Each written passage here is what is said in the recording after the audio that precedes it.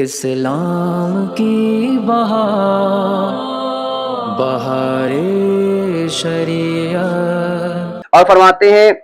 تمام مخلوق اولین و آخر حضور کی نیاز مند ہے، یعنی کہ تمام مخلوق حضور کی نیاز مند ہے، یعنی کہ جتنی بھی مخلوقیں پیدا ہوئی اولین سے لے کر آخرین تک، جتنے بھی انبیاء جتنے بھی مخلوقیں، جتنی بھی امتیں آئیں، وہ سب حضور کی نیاز مند ہیں، یہاں تک کہ حضرت ابراہیم خلیل اللہ علیہ السلام تک۔ اور فرماتے ہیں قیامت کے دن مرتبہ شفاعت کبریٰ حضور علیہ السلام کے خصائص سے ہے، یعنی کہ شفاعت کبریٰ اللہ رب العزت حضور کو قیامت کے دن عطا فرمائے گا، وہ حضور کے خصائص سے، یعنی اس میں حضور کا کوئی مماثل نہیں ہو سکتا، اس میں کوئی حضور کی مثل نہیں ہو سکتا۔ اسی طرح سفر معراج میں بھی کوئی حضور کا مماثل نہیں ہو سکتا، کہ جب تک حضور کی فتح یاب باب شفاعت نہ فرمائیں گے کسی کو مجال شفاعت نہ ہوگی، یعنی کہ جب تک حضور علیہ السلام شفاعت کا دروازہ نہیں کھولیں گے، سب سے پہلے حضور ہی شفاعت کریں گے، تو جب تک حضور شروعات نہ کریں گے کسی کے اندر اتنی مجال نہیں کہ وہ شفاعت شروع کر دے، یعنی شفاعت حضور سے پہلے کوئی کر ہی نہیں سکتا، سب سے پہلے شفاعت حضور ہی فرمائیں گے۔ بلکہ حقیقتاً جتنے شفاعت کرنے والے ہیں حضور کے دربار میں شفاعت لائیں گے، یعنی کہ جتنے بھی شفاعت کرنے والے ہیں، انبیاء ہیں، اولیاء ہیں، صلحاء ہیں، شہداء ہیں، وہ سب حضور کے دربار میں شفاعت لائیں گے۔ اور اللہ عز و جل کے حضور مخلوقات میں صرف حضور علیہ السلام شفیع ہیں، یعنی اللہ عز و جل کے حضور مخلوقات میں صرف حضور علیہ السلام ہی شفیع ہیں، اور یہ شفاعت کبریٰ مومن، کافر، مطیع، عاصی سب کے لیے ہے۔ وہ انتخار حساب جو سخت جاں غزا ہوگا، جس کے لیے لوگ تمنائیں کریں گے کاش جہنم میں پھینک دیے جاتے اور اس انتظار سے نجات پاتے، اس بلا سے چھٹکارا کفار کو بھی حضور کی بدولت ملے گا، جس پر اولین و آخرین، موافقین، مخالفین، مومنین و کافرین سب حضور علیہ السلام کی حمد کریں گے، اور اس کا نام مقام محمود ہے۔ یعنی کہ میدان محشر میں سب سے پہلے شفاعت حضور کریں گے، پھر حضور کے بعد شفاعت کرنے کے بعد اور دیگر جو لوگ شفاعت کرنے والے ہیں، انبیاء ہیں، اولیاء ہیں، صلحاء ہیں، شہداء ہیں، وہ سب شفاعت کریں گے، یعنی سب سے پہلے حضور ہی دروازہ کھولیں گے شفاعت کا۔ اور فرماتے ہیں کہ حضور کی جو شفاعت ہے، حضور کی جو شفاعت ہے وہ سب کے لیے ہوگی، چاہے وہ مومن ہو، کافر ہو، عاصی ہو، مطیع ہو، سب کے لیے ہوگی۔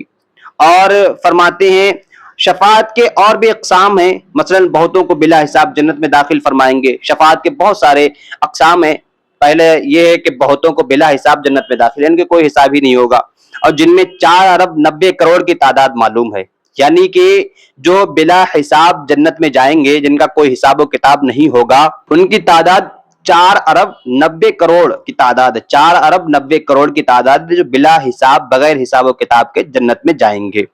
اور اس سے بہت زائد ہیں، یعنی کہ اس سے بھی بہت زائد ہیں، یہ تعداد معلوم ہے لیکن اسے متعین نہیں ہے کہ اتنے ہی ہوں گے، بلکہ اس سے بھی بہت زائد ہیں۔ اور جو اللہ اور رسول کے علم میں ہیں بہتیرے وہ ہوں گے جن کا حساب ہو چکا ہے اور مستحق جہنم ہو چکے ہیں، یعنی کہ اللہ اور رسول کے علم میں ایسے بھی بہتیرے ہیں کہ جن کا حساب ہو چکا ہے، جن کا حساب و کتاب ہو گیا اور ان کے لیے جہنم لکھ دی گئی، یعنی کہ وہ جہنم کے مستحق ہو گئے، اور ان کو جہنم سے بچائیں گے، یعنی حضور علیہ السلام کی شفاعت دیکھو، وہ ان کو جہنم سے بچا لائیں گے جو جہنم میں جا چکے ہوں گے، یا جہنم کے مستحق ہو چکے ہوں گے، ان کو جہنم سے بچا لائیں گے، اور بعضوں کی شفاعت فرما کر جہنم سے نکالیں گے، یعنی جو جہنم میں پہنچ چکے ہوں گے اللہ رب العزت کے حضور شفاعت کریں گے حضور، تو پھر ان کو جہنم سے نکال بھی لائیں گے، اور بعضوں کے درجات بلند فرمائیں گے، یعنی بعض کے درجات بھی بلند فرمائیں گے، اور بعضوں سے تخفیف عذاب بھی فرمائیں گے، یعنی کسی پر زیادہ عذاب ہوتا ہوگا تو حضور شفاعت کے ذریعے اللہ رب العزت کے حضور حاضری دے کر کے شفاعت کر کے ان کے عذاب میں تخفیف کریں گے، یعنی ان کے عذاب کو کم کریں گے۔ اور فرماتے ہیں ہر قسم کی شفاعت حضور علیہ السلام کے لیے ثابت ہے، یعنی کہ شفاعت کی جتنی بھی قسمیں ہیں وہ ان سب کی قسمیں حضور کی شفاعت کے لیے ثابت ہیں، اور شفاعت بالوجہ، شفاعت بالمحبہ، شفاعت بالاذن، ان میں سے کسی کا انکار وہی کرے گا جو گمراہ ہوگا، یعنی کہ جتنی بھی شفاعت کی قسمیں ہیں وہ سب حضور کے لیے ثابت ہیں، حضور ہر قسم کی شفاعت کریں گے۔ اور اگر کوئی شخص یہ کہے کہ یہ شفاعت حضور نہیں کریں گے، یا شفاعت بالمحبت نہیں کریں گے، شفاعت بالوجہ نہیں کریں گے، شفاعت بالاذن، ان میں سے کسی ایک کا انکار کرے کہ یہ حضور نہیں کر سکتے، تو وہ گمراہ ہے۔ اور فرماتے ہیں منصب شفاعت جو حضور کو دیا جا چکا ہے، حضور فرماتے ہیں اعطیت الشفاعہ، اور ان کا رب فرماتا ہے واستغفر لذنبک للمؤمنین والمؤمنات، مغفرت چاہو اپنے خاص کے گناہوں اور عام مومنین و مومنات کے گناہوں کی، یعنی کہ جو منصب شفاعت حضور کو دیا جا چکا ہے اس کے دلیل دے رہے ہیں۔ فرماتے ہیں کہ حضور نے فرمایا اعطیت